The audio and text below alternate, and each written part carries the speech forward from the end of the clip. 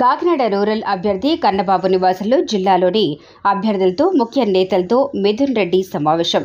కాకినాడ జిల్లా వైసీపీ అధ్యక్షులు రూరల్ శాసనసభ సభ్యులు కురసాల కన్నబాబు నివాసంలో ఎంపీ మిథున్ రెడ్డి, ముద్రగడ పద్మనాభం, కాకినాడ ఎంపీ అభ్యర్థి చలమలశెట్టి సునీల్, కాకినాడ పార్లమెంటు పరిధి శాసనసభ్యులు శాసనసభ అభ్యర్థులతో సమావేశం నిర్వహించారు.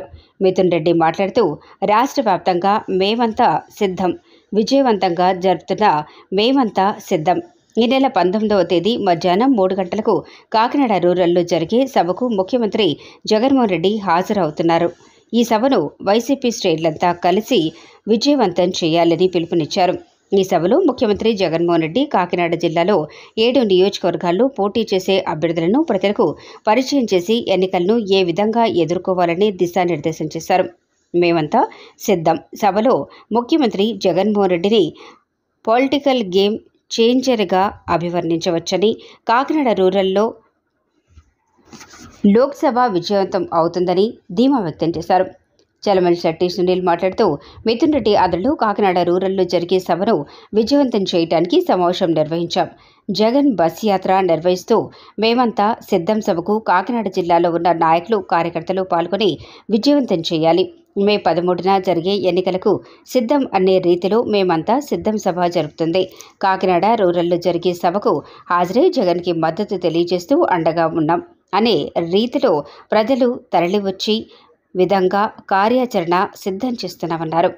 కురసాల కన్నబాబు మాట్లాడుతూ, కాకినాడ జిల్లా పరిధిలోకి బస్ యాత్ర వస్తున్న సందర్భంగా జిల్లా సమీక్ష సమావేశం నిర్వహించామని, ముఖ్యమంత్రి జగన్మోహన్ రెడ్డి ఆధ్వర్యంలో నిర్వహించే బస్ యాత్ర సిద్ధం సభకు ప్రజలు పూర్తి స్థాయిలో మద్దతు తెలియజేస్తున్నారని అన్నారు. 175 నియోజకవర్గాల్లో పిఠాపురం ఒకటని, వంగ గీత నిత్యం ప్రజల్లో మమేకమవుతున్న వ్యక్తి అని అన్నారు. డబ్బులు తీసుకుని జనసేన సీట్లు ఇచ్చిందని ఎద్దేవా చేశారు.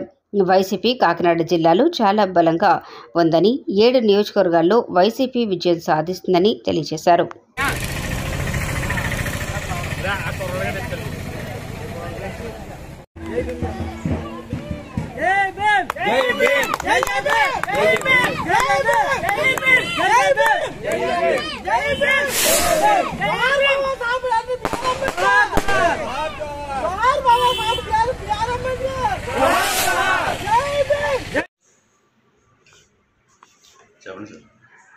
నా కుటుంబ సభ్యులైన పిఠాపురం నియోజకవర్గ ప్రజలందరికీ కూడా అంబేద్కర్ జయంతి శుభాకాంక్షలు.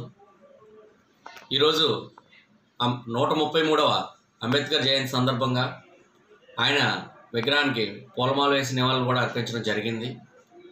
అంబేద్కర్ అనే వ్యక్తి భారతదేశం తలరాత లాంటి రాజ్యాంగాన్ని నిర్మించిన వ్యక్తి. అంబేద్కర్ లాంటి మహానుభావుడు ఒక కులానికో ఒక మతానికో చెందినవాడు కాదు, ఒక ప్రాంతానికో చెందినవాడు కాదు. ఆయన కుల మతాలకు అతీతంగా భారతదేశాన్ని ఎంతో ఉపయోగపడిన వ్యక్తి అంబేద్కర్ గారు. అటువంటి వ్యక్తి పుట్టిన దేశంలో పుట్టడం మనందరి అదృష్టం. అటువంటి వ్యక్తిని మనం కోల్పోవడం కూడా చాలా బాధాకరమైన విషయం.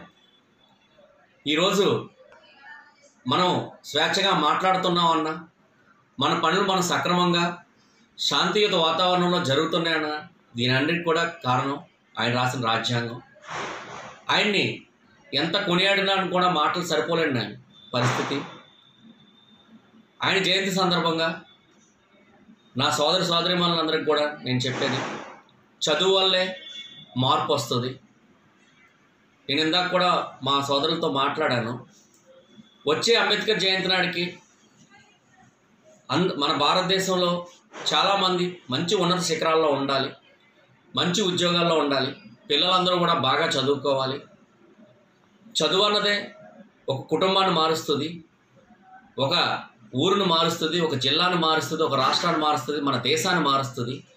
మనమందరం కూడా బాగా చదువుకొని ఆయన కలల కన్నా భారతదేశాన్ని మనం అందరం కూడా ఆయనకి గిఫ్ట్గా ఇవ్వాలని నేను మనస్ఫూర్తిగా కోరుకుంటూ, మరొక్కసారి నా సోదరీమణులకి, నా కుటుంబ సభ్యులైన పిఠాపురం నియోజకవర్గ ప్రజలకి అంబేద్కర్ జయంతి శుభాకాంక్షలు. జై హింద్.